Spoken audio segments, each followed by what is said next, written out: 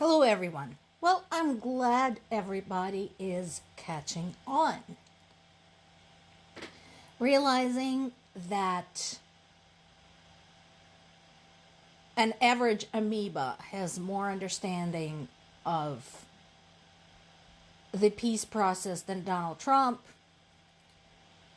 European leaders are just continuing on to prep for any possible confrontation with Russia. Now, they're talking about this as part of the ceasefire plans, which they should put that rhetoric in there in case anybody raises an eyebrow and says, hey, why are you all arming up and stuff? And it is a massive undertaking. We are talking about senior military officers from over 30 countries. That is a lot of cats to herd. And let's not forget, everybody has a stake in this particular game. Everybody has various levels of risks. Everybody has different political and economic relationships involved in this. So, yes, coordination is important. And once again, I like what Keir Starmer said is that, ceasefire may happen, it may not happen, basically. But we are going to prep regardless, which is a really good strategy. And this is what differentiates foreign leaders from the likes of Donald Trump, is that they do not support the whole fire ready aim approach. They ready first. They prepare first. They do their homework first. They explore the risks first. And then start opening their mouths about what is and is not possible and how soon. Once again, I encourage everybody to treat any headline that begins with Trump says the same way you currently treat any headline that begins with Russia says or Kremlin says or Putin says, with a big, huge grain of salt. So why is that? So he keeps saying we're doing very well, but again, remember, he will never tell you if things are going badly, because he either doesn't understand when things are going badly, or if they are going badly and he gets it, he will lie about it because he doesn't want to look bad, because he's not the kind of man who would ever admit that he was wrong about something. Speaking of things that he was wrong about, so remember I told you yesterday when Trump said he wants Zaporizhzhia nuclear power plant?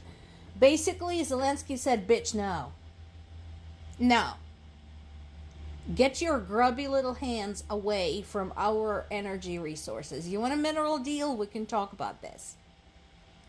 But we haven't agreed to anything yet. It's not signed until it's signed. But back the fuck away from our power plants. There is another meeting scheduled to take place in Saudi Arabia on Monday of next week to discuss more of the plans for the ceasefire. Again, I'm very, very skeptical about this.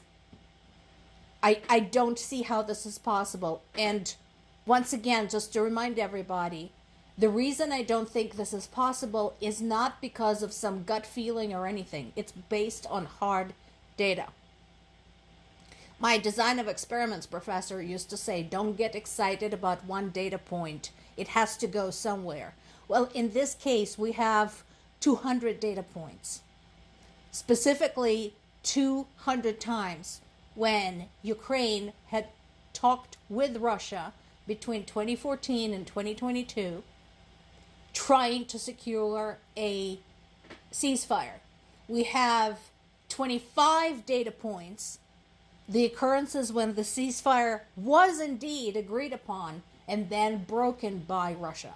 So, again, my question is, why are we doing the same thing and expecting a different result? Viktor Orban, Hungary's pro-Putin leader, says that he's ready to put pressure on Russia in exchange for what?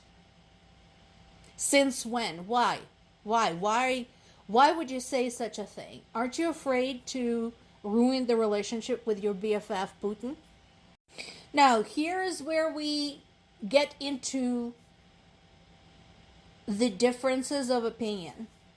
Remember, I told you, everybody has a different stake in that game. Some of the concerns are common across the board, and some are not. So, particularly, when Zelensky talked about 5 billion euros for artillery ammunition purchases, there was not a consensus. So, my question is, guys, you're still sitting in about, 300 billion in frozen Russian assets. Just use that. Come on. Ukraine did strike a major military airfield in Russia. That was 700 kilometers from the front lines, or 435 miles. And Russia can whine about it all they want. My answer to them is, it's not part of your energy infrastructure, bitch. Just saying. Besides, Russia has been pounding Odessa.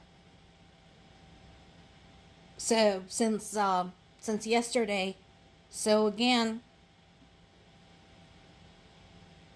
I don't see how that's in violation of anything. Now, Russia's foreign ministry said on Thursday that Ukraine had already violated the ceasefire. No. Because there is no ceasefire. Nobody signed anything yet. We talked about this yesterday. They agreed to the idea of the ceasefire in principle. None of the details have been worked out yet. The date has not been agreed upon yet. The terms have not been ironed out yet. So shut your lying trap. The last but not the least, that's the same country that's complaining that Ukraine has violated the ceasefire. That's the same country. And unlike Ukraine, that's targeting military objects, Russia is targeting fucking everything. Starting fires at businesses, schools, apartment buildings.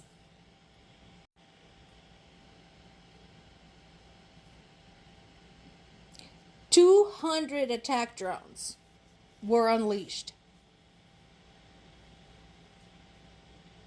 10 people were wounded, 4 of them were children. And that is coming from the country that's complaining about ceasefire violations.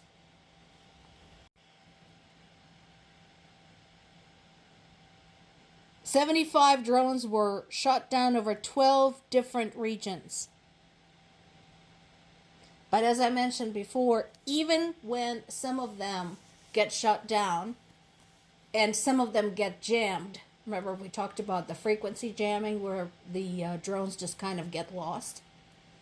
There's still a lot. 200 drones is a fucking lot. And again, Ukraine is running short on ammunition to arm their air defense systems, while nice men in suits are sitting in their offices and pondering what to do about it. Do not tell me about peace as long as this continues. More to come.